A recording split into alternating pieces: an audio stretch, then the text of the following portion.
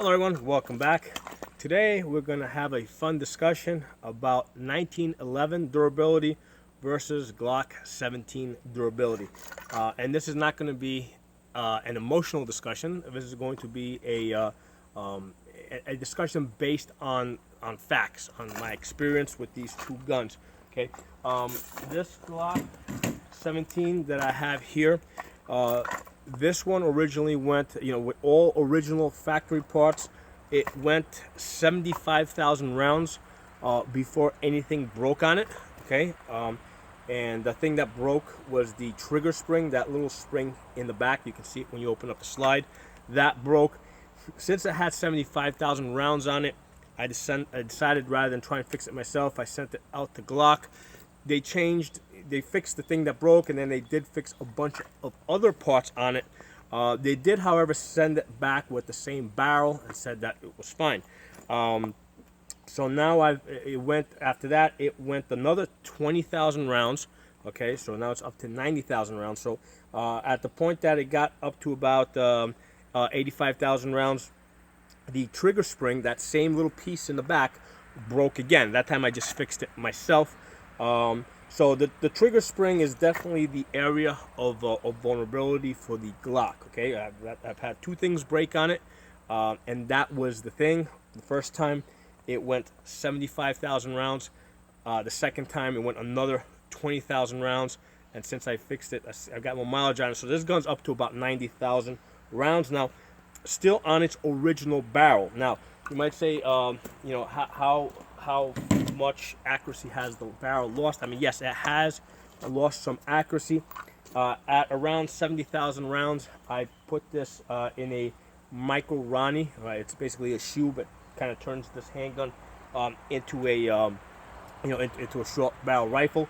And I also used my Glock 19 that basically has less than 2,000 rounds on it. At 30 yards, the Glock 19 with the new barrel, that was hitting 5-inch groups, while this at 30 yards was hitting 8 to 9-inch groups. Okay, so the accuracy did open up, but that's at 30 yards, and I still think that's good enough. Certainly for self-defense purposes. I mean, you're still inside of a man-sized target. Okay, so that's the Glock. Now, this 1911, okay, with all original parts. Obviously, I shoot this less.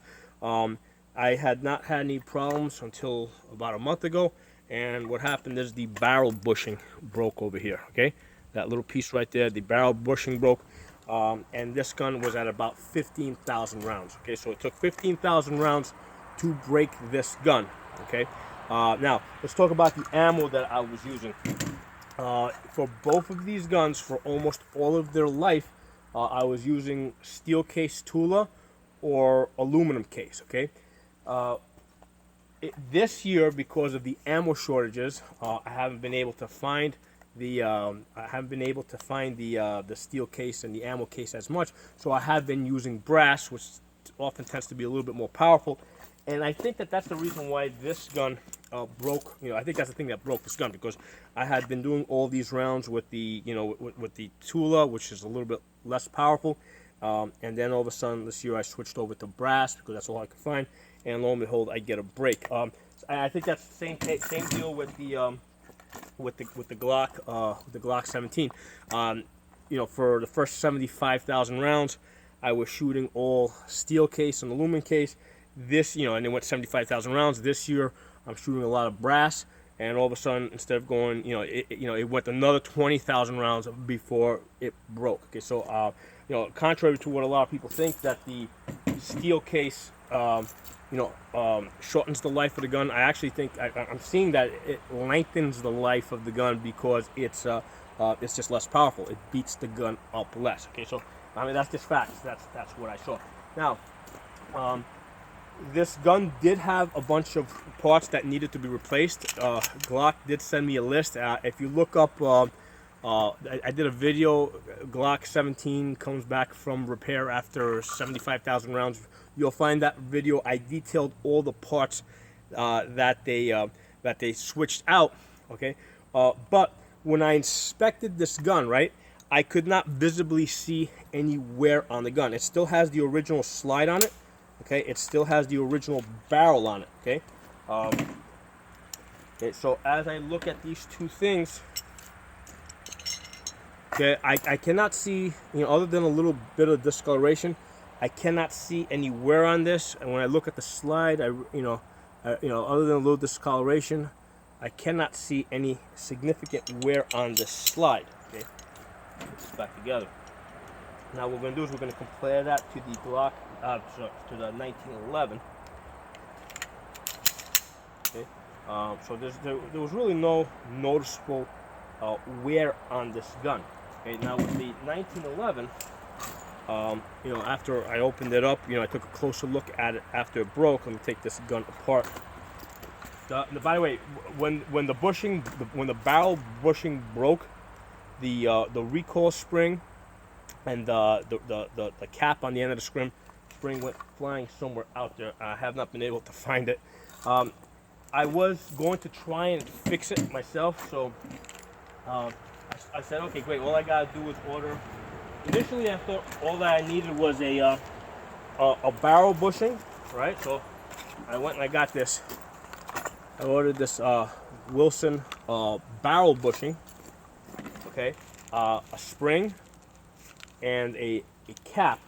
All right, and I said, great. I'm just gonna throw these parts in. The gun's gonna work, because I'm thinking like the Glock, you just throw in parts and it just works. And what I found out very quickly is that the 1911 needs to be fitted. Okay, I had heard the phrase before, but I did not know exactly what it meant. And basically, what it means is that when you buy these parts, you have to have a Dremel or sanding paper or something to make the parts fit. So this, what I decided, I'm like, I really can't wait and figure out if I can make this fit or not fit. So I ordered the bushing, but I said, in case it doesn't fit, let me just order another barrel, because I found out that you can get a pre-fitted bushing that will go on the barrel. Okay, it costs $200.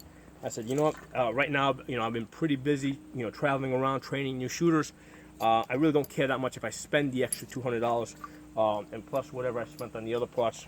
Let me just buy it, throw it into the gun, and I can keep working. Okay. So I did just that. I threw all these parts into this 1911, and at the same time, I said, just in case this doesn't work and I can't get this gun to work, I went to I think it was Classic Firearms, and I ordered another 1911. Now this is the Rock Island one, the cheapest one that they had. I said, I just in case that's not working, I need any 1911 that will shoot 45s. Okay, so I ordered this. That I think it took something like 4 weeks for this to get to me. It got to me this prior week, and I'm like, okay, whatever I get working first. If that arrives first, great, I'll use that. If I manage to get the parts that I needed for this first, great, I'll fix that. So I get all the parts. I throw them into this 1911. First problem I had is that I learned that the cap, there's two types of caps. I needed the cap that has a hole in it for the recoil spring to come through. So I ordered the wrong one. I got the one that was closed. So that delayed this process by another week. So I ordered the other one that had the hole on the end. Let's see if I have that somewhere. There you go. I ordered the other cap. Yeah, I ordered this from Brownells. The other end cap that has a hole in the end, so that recoil rod, will come through. Put the gun together, and I couldn't get the parts to fit. So about the same time, I got an email that this gun was arriving at my FFL. So I went and I picked up this gun. I shot this gun, right, this Rock Island. I think I bought it for less than $500. I think with the tax and shipping, it came out to like a little bit over $500. I bought this. First I shot brass through it, then I shot aluminum through it, then I shot steel case. It all worked great. So I'm going, great, this gun works. In the meantime, I tried taking all those parts, putting it into this gun, and I found out what they mean by the parts need to be fitted. Okay, when I threw all these parts, despite the fact that the bushing and the barrel are pre-fitted, you know, the parts just didn't work good with the gun. Like when I was racking the slide, I could see that things were sticking. And then I made a decision that, hey, you know what? This is a Taurus PT 1911. It's got a lifetime warranty from Taurus. This gun is going back to Taurus and let them fix this rather than me sit here and fiddle with the parts. And then all these parts, okay, are all going back in the box, and they're going back to Brownells because I really don't want to mess with Dremels and trying to make this gun work. Okay, you know, especially if the gun's got a lifetime warranty. So that's where I'm at with this. Okay, I really like this gun. One of the things I have learned in all this, okay, this Rock Island here, from what I read, is as close to is very close to the original 1911. And I didn't know that there was such a significant difference from the modern 1911s, because this one feels really comfortable in hand. The biggest difference is this beaver tail that comes up. It's got beautiful sights that are very visible. I just always assumed that this was what the original 1911 looked like, and what I have found out now is that's not the case at all. This original one has this beaver tail that, instead of going up, actually comes down. It digs a little bit into my hand. It's not, you know, it's not horrible, but it's not the most comfortable thing where that is. I guess that's why they changed it, so it curves up in a way. See it? See the difference between the two? So this one curves down, this one curves up. This is a lot more comfortable. Other significant difference is the sights, whereas this one has like modern sights that are adjustable. The original one has fixed sights that are not adjustable, and they're also very low on the gun. They're a lot harder to pick up when you come out, because I don't have the best vision in the world, and I'm actually, you know, if I'm coming out hard and fast, I do have a bit of a hard time finding those sights. Okay, so I do not like the sights on the original 1911. I mean, you know, and the thing is, I'm just spoiled with modern day sights. But you know, hey, this is part of me learning, you know, some history here. You know, I did not know this until I bought this gun that was set up like the original gun. The other stuff's a lot less significant. You know, I mean, this one, the hammer is slightly different on these two guns. The trigger, I mean, this one's got like the little holes there to make it a little bit lighter. But that stuff really doesn't matter that much. Doesn't make that much of a difference. The thing that does make a difference is the beaver tail curves down on the original. You know, it doesn't sit very comfortable in my hand. Oh, the other thing is that the original only had the thumb safety on the right side. Okay, did not have a safety on the no, it has safety on the left side. It doesn't have a safety on the right side. So as you're holding the gun out, you're going to only see the thumb safety on the left side, nothing on the right side. Whereas the modern ones, you know, are ambidextrous. That I did know. Okay, I was aware of that difference. I didn't realize that there were other differences behind that, beyond that. But something I want to do right now is I want to take this gun apart.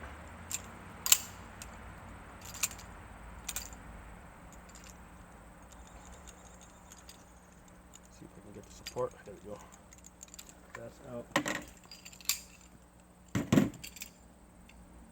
Alright, so as I said earlier, after 75,000 rounds, when I took this gun apart, I could not see any noticeable wear on the parts. Okay, at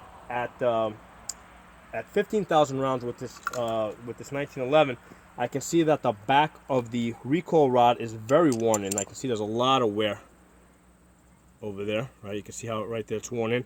And that's just because of the way these things move back and forth. So as it sits here and it's moving up and down against this, there's a lot more wear going on there.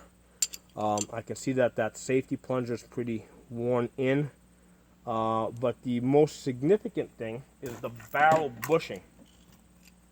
Let me get that up. Okay, so here's the thing. This is the barrel bushing. This is the barrel, and the barrel goes back and forth on this thing. This is one of the This is the reason why the 1911 is a more accurate gun compared to a Glock. Okay, the barrel, you know, this bushing is really tight on that barrel. Okay, that's one of the reasons why, you know, the parts are fitted. They're fitted so that they can have that tight tolerance, and that's what allows the 1911 to be a little bit more accurate. But it's also the reason why, you know, it takes more work to get it. You know, you can't just drop in parts. So because you have parts that are tighter, there's a lot more wearing back and forth. When I look at my barrel with 15,000 rounds, I can see that this is very worn out. You know, there's an actual difference, the space that I can see between the bushing and the barrel. Okay, and there's a visible, I noticed this right away when I pulled it out, there's a very visible wear on the barrel, mostly from the outside going inwards. Okay, so most of the wear is going to be on the outside where that bushing is going back and forth. And as I measure this with the calipers, okay, let's see, where we are at,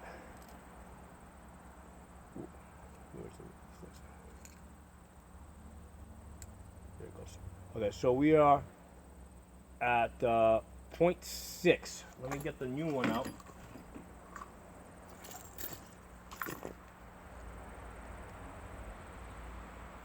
Okay, so this is like at point like 6.4. Okay, so there's been a significant wear between these two, and because of that wear, you know, this probably would have been a lot, you know, as this got worn in, this became a lot less accurate, because now you got a lot more play between the bushing and the barrel. When I look at my Glock, okay, this is the barrel that it's up to about 90,000 rounds now. Okay, this is like a one. This is like a, make sure I get, there we go. This is like a 1.9. And let me compare it to this barrel over here, which is new.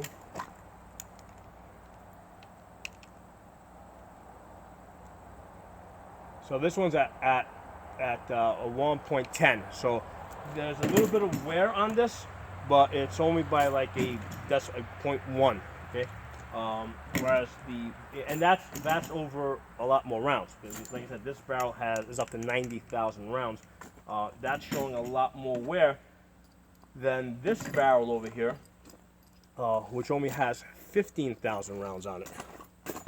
Okay, you can see the difference. Trying to see if I can get in position where you get a good focus. See, there's a noticeable difference there. Okay, so that's interesting to me. I had not noticed this as it was happening. You know, I mean, like I said, the 1911 is not a gun I use too often. You know, it doesn't get used that too often, but it does get used. Now, mind you, I pretty much put the same amount of care and maintenance into both guns. Well, not quite, because with the Glock, I typically clean it at around sometimes I'll easily go 2,000 rounds before I bother cleaning this. And my test is if I'm running the slide and it's smooth, gun's good. So there was times that I easily went past closer to 3,000 rounds on this before I bothered cleaning this gun. You know, as long as it's smooth, I'm good. With the 1911, that's in pieces now, so I'll just use this. I would run this, and usually, you know, around 800-900 rounds, I would notice that it would start sticking a little bit, and I would clean it.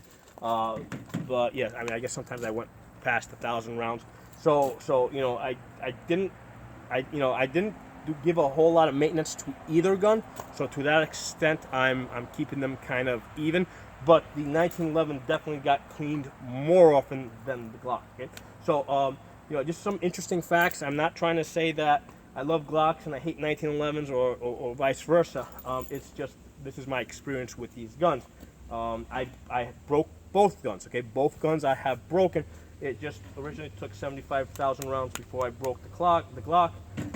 It took 15,000 rounds. And maybe, let's say I lost track. Okay, maybe it went up to 20,000 rounds, but it definitely wasn't more than 20,000 rounds. It went 20,000 rounds before I broke the 1911. The brakes on the Glock were minimal. It was just a spring. Okay, that you know, you can buy a spring for a couple of dollars.